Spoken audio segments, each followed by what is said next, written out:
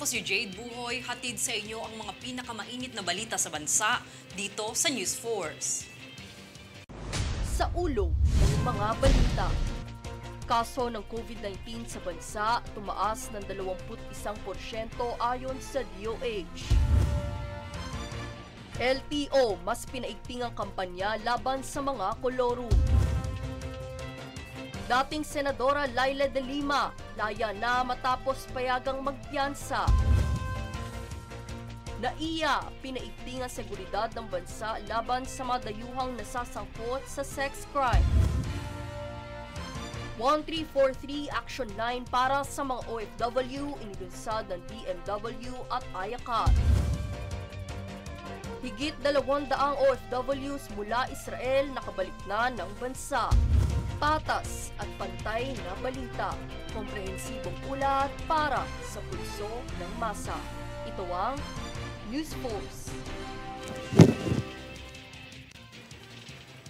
Para sa pinakamainit na balita, ayon sa Department of Health o DOH, mula ika-7 hanggang ika-13 ng Nobyembre, higit sa 1,100 na bagong kaso ng COVID-19 ang naitala sa bansa. Ang average na bilang ng mga bagong kaso kada araw ngayong linggo ay nasa 162, mas mataas ng 21% kung ikukumpara sa mga kaso noong ika-31 ng Oktubre hanggang ika-6 ng Nobyembre. Samantala, mayroon naman na italang 10 pumanaw. Mula noong Enero taon ng 2020, nasa mahigit 4 na milyon na ng COVID-19 cases ang naitala at higit 66,000 pumanaw na ang naiulat sa buong bansa. Pinaalalahanan ng DOH ang publiko na huwag maging kampante sa banta ng COVID-19. Bagkus ay ipagpatuloy ang tamang pagsunod sa minimum health standards sa ilalim ng Alert Level 1.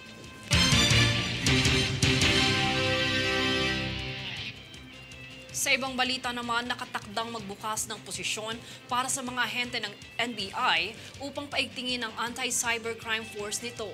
Ayon kay NBI Director Bedardo de Lemos, mayroon ng pondo galing sa Senado para sa pagpapasweldo ng mga magiging bagong kaanib. Nasa 400 na posisyon ang bubuksan sa susunod na taon para sa mga operasyon ng anti-cybercrime.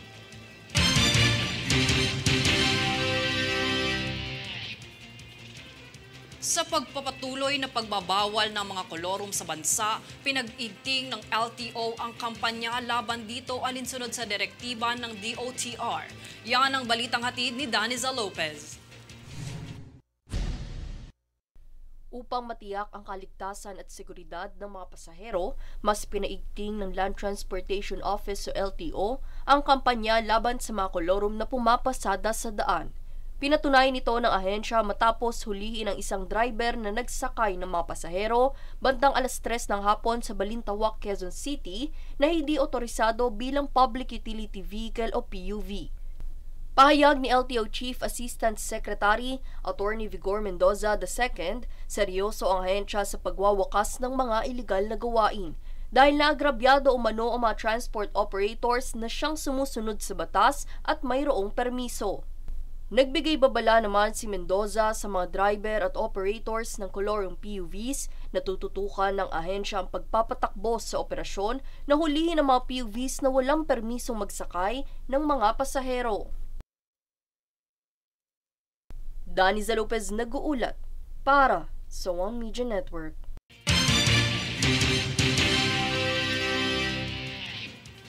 Alinsunod sa patuloy na pag-usbong ng mga negosyante sa online platforms, patuloy rin sa pagpapakalat ng impormasyon ang Bureau of Internal Revenue hinggil sa obligasyon ng mga ito na magparehistro sa kanilang negosyo. Narito si Princess Castro para sa detalye. Ipinaalala ng Bureau of Internal Revenue o BIR ang obligasyon ng mga online sellers hinggil sa pagpaparehistro ng kanilang negosyo. Ayon kay BIR Commissioner Romeo Lumagi Jr., isa sa mga problema sa mga online sellers ay hindi batid ang obligasyon nilang magparehistro. Sa katunayan, kasama na noon pa man sa pinapatawan ng buwis ang mga accredited na online platforms sa Pilipinas, ngunit may mangilan-ngilan pa rin ang hindi pa nakikita at namomonitor ng ahensya kaya't patuloy nila itong pinagtutuunan ng pansin. Dagdag na paglilinaw ang mga online sellers na kumikita na hindi lalampas sa 250,000 piso kada taon ay exempted sa pagbabayad ng buwis. Samantala, ang pagpapataw naman ng withholding tax ay kasalukuyan pang pinag-aaralan bago maisapinal. Currently, we're finalize po natin ang rules po dyan. We have already published initially the contents of the regulation that will impose withholding tax of 1% of half of the gross revenues. Sa kabilang banda, ibinida rin ng ahensya ang digital assistant chatbot nito na si Revi, kung saan sinabi ni Lumagi na ito ay magiging accessible sa mga malalayong lugar gaya na lamang sa ilang parte ng BARM. Upang ito ay maging posible, binanggit din ni Commissioner Lumagi na makikipagtulungan ng ahensya sa Department of the Interior and Local Government at mga lokal na pamahalaan upang maabot at maturuan sa digital na proseso ng pagpaparehistro ang mga hindi gaanong marunong sa teknolohiya. Kapag pumunta rin naman sa aming mga opisina, sa aming district offices, meron din kami dyan na e-lounge na tinatawag. Andoon meron kaming system dyan, meron kaming computers dyan, at available lang online services doon. So kung hindi po kayong marunong at wala kayong internet or computer sa inyong bahay, pwede kayong pumunta doon at may mag-a-assist sa inyo kung paano gagamitin yung aming online services through the e-lounges sa mga district offices. Sa pagtatapos, panawagan ni Lumagi na patuloy na hikayatin ang mga business owners na magparehistro dahil aniya ay mahalaga ang buwis sa bansa sapagkat ito ang susuporta sa pag-recover ng ekonomiya, partikular na sa naging epekto ng pandemya rito. Princess Castro, nag-uulat para sa One Media Network.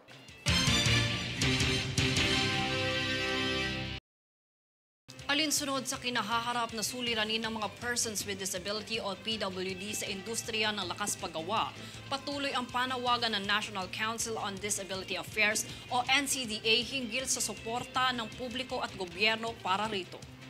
Ayon sa isang panayam ng NCDA, bagamat marami sa mga kumpanya ang bukas na sila'y maging empleyado, marami pa rin sa mga tao ang hindi pa lubos na tanggap at maunawaan ang kalagayan ng mga ito.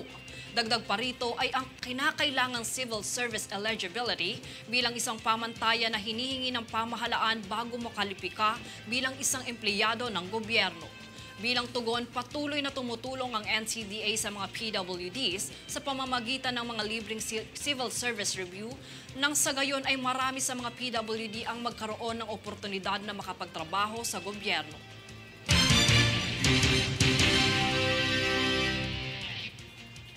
Babala sa publiko, binigyan diin ng Bureau of Fisheries and Aquatic Resources o BFAR na hindi pa ligtas ikonsumo ang lahat ng uri ng shellfish na mula sa ilang bahagi ng Visayas at Mindanao dahil sa umiiral na paralytic shellfish poison o red tide.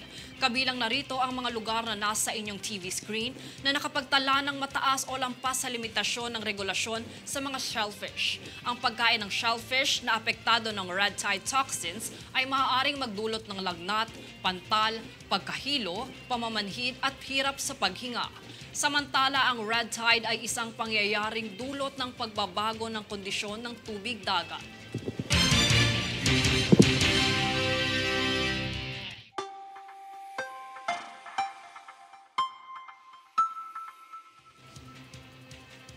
Sa lagay ng panahon, mananatiling nakakaapekto ang shear line sa Timog Luzon habang ang amihan naman magpapaulan sa Hilaga at Gitnang Luzon. Maulap na kalangitan na may kalat-kalat na pag-ulan at pagkidlat-pagkulog ang aasahan sa rehiyon ng Bicol, Quezon, Hilagang Samar, Silangang Samar at Samar. Maulap na kalangitan na may pag-ulan naman ang masasaksihan sa Cagayan Valley, Ilocos Norte at Apayao. Gayon din ang mahinang pag-ulan sa Gitnang Luzon na lalabing bahagi ng rehiyon ng Ilocos at Cordillera Administrative Region. Samantala, posibleng flash floods pa rin ang mararanasan sa Metro Manila at natitirang bahagi ng bansa.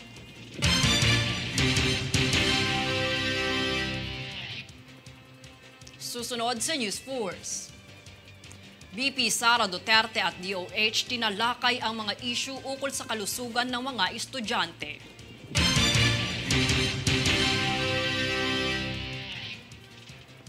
Senador Bongo binigyan diin sa DepEd ang pagbibigay prioridad sa mga silid paaralan.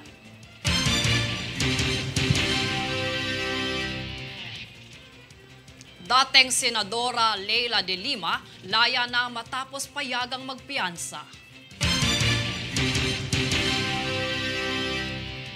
Manatiling nakatutok para sa higit pang mga balita sa pagbabalik ng News Force.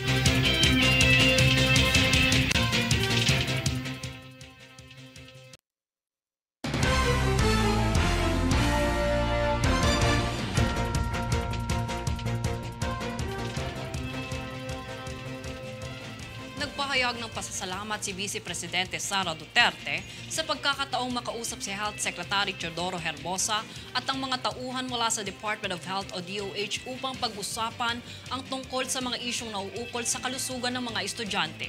Partikular ang mga kaso at paglitaw ng HIV o AIDS sa mga nakababatang estudyante, teenage pregnancy at mga problema tungkol sa kanilang mental wellness na nagsasanhi ng kaso ng suicide. Sa pakikipagtulungan ng DOH, tiniyak ni VP Sara ang pagpapatupad ng mga programa na tutugon sa mga isyu sa kalusugan ng ating mga mag-aaral mula sa mental at emotional na pananaw gayon din sa kanilang pisikal na kalusugan. Kabilang dito ang pagbibigay ng mga serbisyo sa pagpapayo, mga programa sa pamamahala ng stress at isang kapaligiran sa pag-aalaga para sa ating mga kabataan.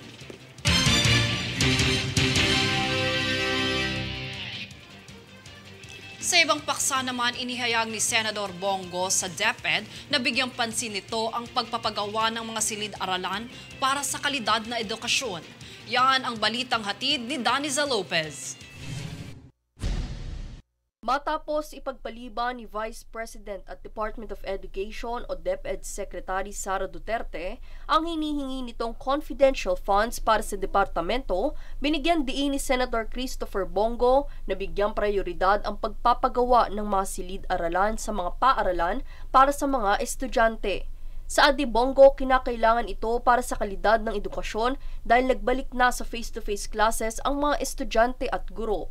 Naobserba naman ng senador na karamihan sa mga paaralan ay mayroong kinahaharap na problema gaya na lamang ng sirang bubong o yero, maruming palikuran at iba pa na siyang hinanaing ng mga guro.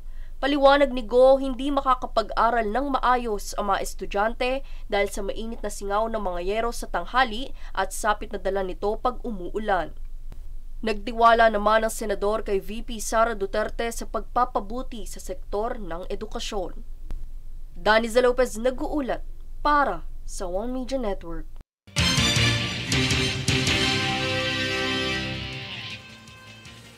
Isa pang maugong na balita, laya na si dating Senador Leila de Lima matapos siyang payagang magpiyansa sa halagang 300,000 piso laban sa natitirang kasong may kaugnay sa iligal na droga. Nitong Lunes, 13 ng Nobyembre sa PNP Custodial Center sa Camp Crame, Quezon City. Dakong alas 7:03 ng gabi nang makalabas ng Camp Crame ang dating mambabatas na nagwikang Precious Freedom Free at Last matapos ang halos 7 taon sa piitan. Matatandaang nakulong si De Lima taong 2017 laban sa kasong may kaugnayan sa droga na umano'y pakikipagsabuatan sa mga preso sa New Bilibid prisons para sa mga aktibidad na may kinalaman sa iligal na droga na kanyang mariing itinanggi.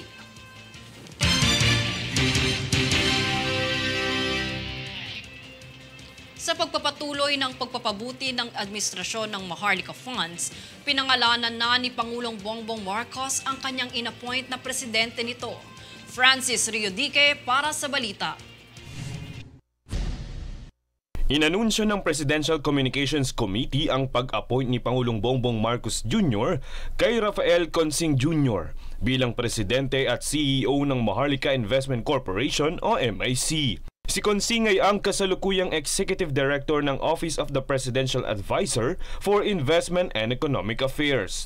Nagtapos si Consing ng Bachelor of Arts Major in Political Science sa De La Salle University at Strategic Financial Leadership Program naman sa Stanford University Graduate School of Business. Dagdag pa rito, kilala siya sa mga naging matataas na posisyon niya sa pamamahala ng pananalapi sa malalaking kumpanya tulad ng International Container Services Incorporated, Subic Bay International Terminal Corporation, HSBC ng Pilipinas, Singapore at Hong Kong.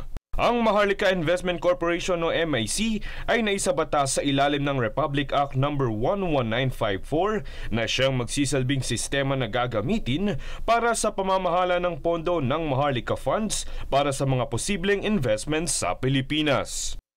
Francis Riudique, nag-uulat para sa One Media Network.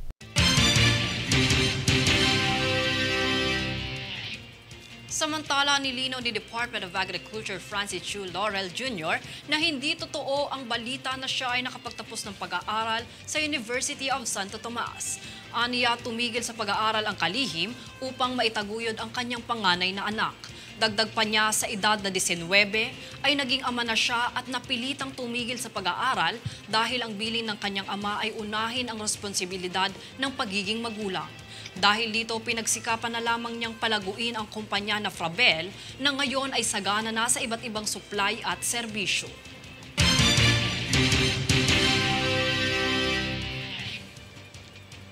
Upang lubos na masuportahan ang industriya ng pelikulang Pilipino sa bansa, lumagda ang isang Memorandum of Agreement ang MMDA at FDCP kamakailan na layong magbigay ng 500,000 piso sa bawat pelikulang kalahok sa taunang Metro Manila Film Festival. Ang detalye tunghayan sa ulat ni Princess Castro. Kamakailan ay nagkaroon ng isang kasunduan sa pagitan ng Metropolitan Manila Development Authority o MMDA at Film Development Council of the Philippines o FDCP hinggil sa tulong pinansyal na igagawad sa mga official entries ng ika-49 na Metro Manila Film Festival o MMFF ngayong taon. Ang Memorandum of Agreement ay nilagdaan ni na MMDA Acting Chairman at MMFF Overall Chairman Attorney Don Artes at Chairman at CEO ng FDCP Tirso Cruz III, kung saan sa ilalim nito ay magbibigay ang FDCP ng 500,000 pisong pondo sa bawat pelikulang kalahok sa film festival. Anila, ang pondong ito ay magagamit ng mga filmmakers sa mga gastusin sa festival tulad ng campaign at marketing. Ang pondong ito ay isa sa mga programa ng Create PH Films ng FDCP kung saan layo nitong tulungan ang Filipino filmmakers sa kanilang filmmaking process para makabuo ng dekalidad na pelikula. Samantala, ang mga kalahok na pelikula para sa MMFF ngayong taon ay ang Family of Two, Kampon, Penduko, Rewind, Becky and Badette, Broken Heart Strips, Firefly, Gomburza, When I Met You in Tokyo at Malyari. Ang official entries ay mapapanood sa mga sinehan simula sa araw ng Pasko na magtatagal hanggang ika-7 ng Enero sa susunod na taon. Princess Castro, nag-uulat para sa One Media Network.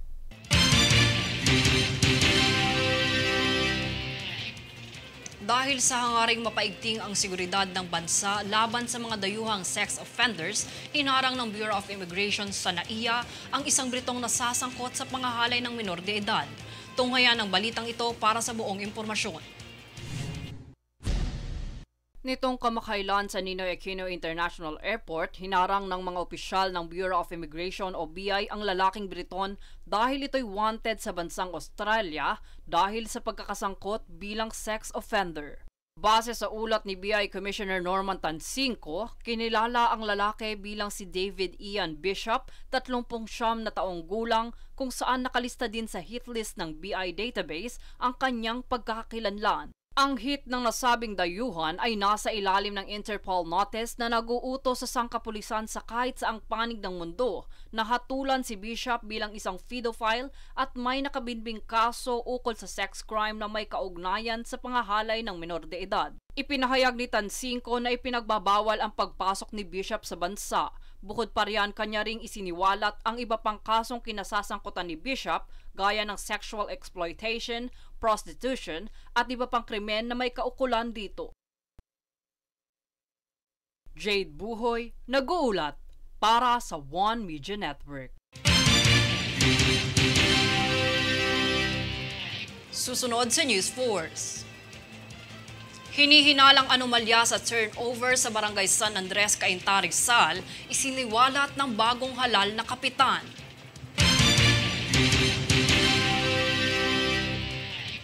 One 343 action line para sa mga OFW, inilunsad ng DMW at Ayakat.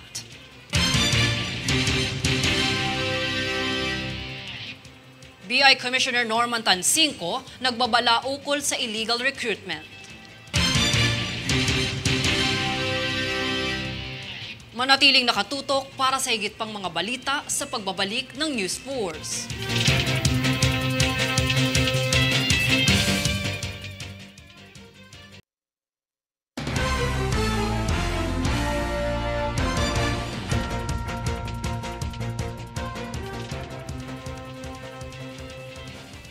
Nabahala ang mga residente ng Barangay San Andres sa Cainta, Rizal matapos isiwalat ng bagong halal na kapitan ang hindi maayos na proseso ng turnover ng mga nakaraang nanunungkulan.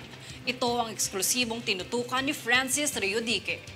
Sa pag-aasam ng pagbabago sa paghalal ng bagong opisyal matapos ang BSKE, nabahala ang mga residente ng Barangay San Andres, Cainta, Rizal dahil sa hindi umano maayos na proseso ng turnover ng nakaraang nanungkulan.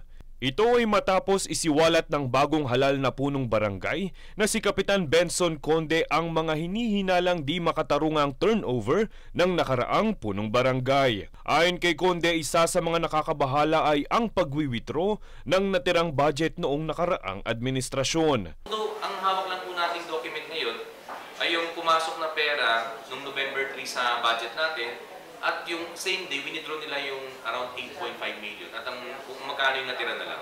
Ayon sa kanya, ito ay winidraw ng dating treasurer ng barangay. Sa alam ko, marami silang withdrawals after the elections. No? Bago pa man makuha ni Conde ang bank statement na ebidensya, ay nakausap na nito ang nasabing dating treasurer. Sabi niya sa akin, marami silang na-withdraw pero hindi niya sinabi kung magkano. Doon sa video, ang sabi niya, si Kapitan Joe Ferrer ang nagputo sa kanya. Pagdidiin ni Conde, ito ay paglabag sa Memorandum Circular No. 116 Series of 2023 na hindi na pwedeng magbayad o mag-withdraw ang mga outgoing elected officials kung hindi para sa mga declaring expenses. Ano po ba yung recurring expenses and honorarium? Yung mga bills natin sa PLDT, Meralco, kasi baka maputulan po tayo. No? And honorarium, yung mga pa-allowances ng mga empleyado ng barangay. Samantala, ayon kay Conde, nitong turnover ng dalawang area sa Barangay San Andres ay hindi naging formal at maayos ang turnover. Out of the so many annexes and outposts, meron dalawang barangay halls na tinurnover sa akin. Yung tinurnover, halos wala pong documents, walang mga financial statements, list of employees. Tuwing may hinging kami dun sa former secretary kay Candelaria Regadillo, ang sinasabi po niya, wala kuha ka na lang sa COA. Aniya, pati ang mga kagamitan sa barangay ay pinull out ng dating nanunungkulan.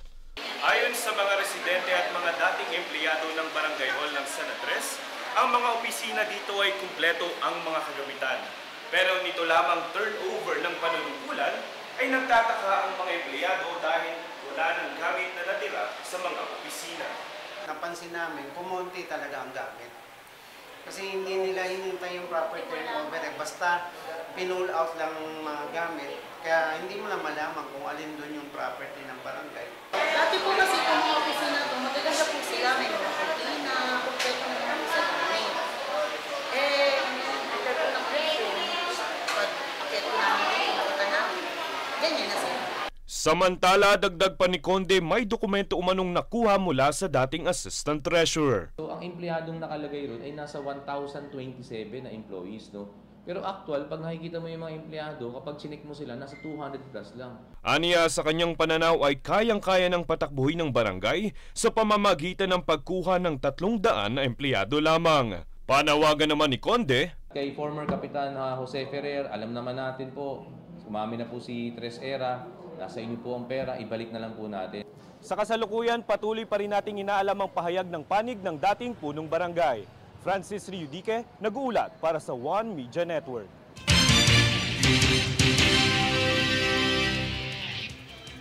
Dahil sa lumalaganap na kaso ng trafficking sa mga nagnanais magtrabaho sa labas ng bansa, hinikayat ng Department of Migrant Workers o DMW at IACAT o Interagency Council Against Trafficking na mag-report sa kanilang action line ukol sa mga ganitong insidente.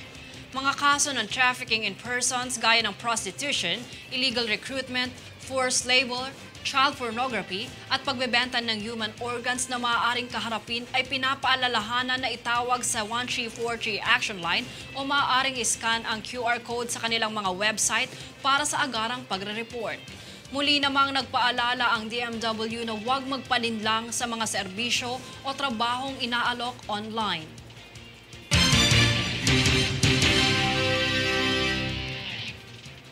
Sa ibang anggulo naman, dahil sa tumitinding kaso ng illegal recruitment sa mga nagnanais magtrabaho abroad, nagbabala si Bureau of Immigration Commissioner Norman Tansinco sa publiko ukol rito matapos ang mga insidenteng natamo ng 3 Pilipinang biktima ng trafficking sa bansang Taiwan. Panoorin ang ulat para sa buong impormasyon. Naglabas ng pahayag ang Bureau of Immigration o BI ukol sa pagtatangkang pang-aabuso sa 3 Pilipinang pinagtatrabaho bilang sex worker sa Taiwan. Sa pahayag ni BI Commissioner Norman Tansinco, ang hindi pinakilalang 3 biktima ay naharang sa NAIA Terminal 3 kasama ng 2 pinaghihinalaang recruiter bago sila makasakay ng eroplanong patungo sa Taipei. Aniya, ang 5 pasahero ay sumailalim sa inspeksyon at kalaunay na pagtanto ng mga opisyal ng immigration na sila'y nabibilang sa kaso ng human trafficking. Sa kasalukuyan, nasa kustodiya na ng Interagency Council Against Trafficking ang 5 pasahero upang maimbestigahan ang insidente at masampahan ng kaso ang mga recruiters. Jade Buhoy, nag-uulat para sa One Media Network.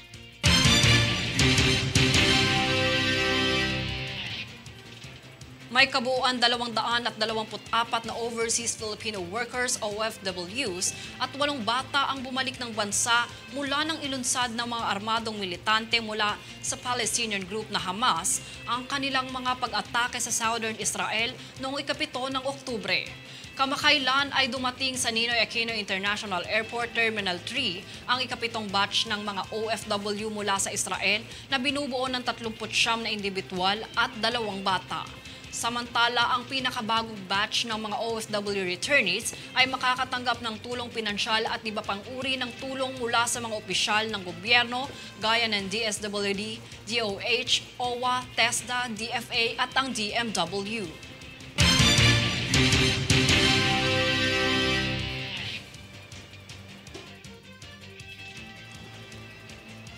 Narito ang recap ng mga nagbabagang balita ngayon. Sa ulo ng mga balita. Kaso ng COVID-19 sa bansa tumaas ng 21% ayon sa DOH. LTO mas pinaigting ang kampanya laban sa mga kolorum. Dating Senadora Laila de Lima, laya na matapos payagang magpiyansa. NAIA, pinaigting ang seguridad ng bansa laban sa mga dayuhang nasasangkot sa sex crime. 1343 Action 9 para sa mga OFW inilunsad ng DMW at IACAT. Higit 200 OFWs mula Israel nakabalik na ng bansa. Patas at pantay na balita. Komprehensibong ulat para sa pulso ng masa. Ito ang News Force.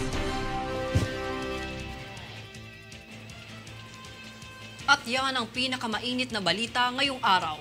Manatiling nakatutok sa aming mga ulat at update sa aming Facebook page, facebook.com/OneMediaNetwork. Ako si Jade Buhoy at ito ang News Force.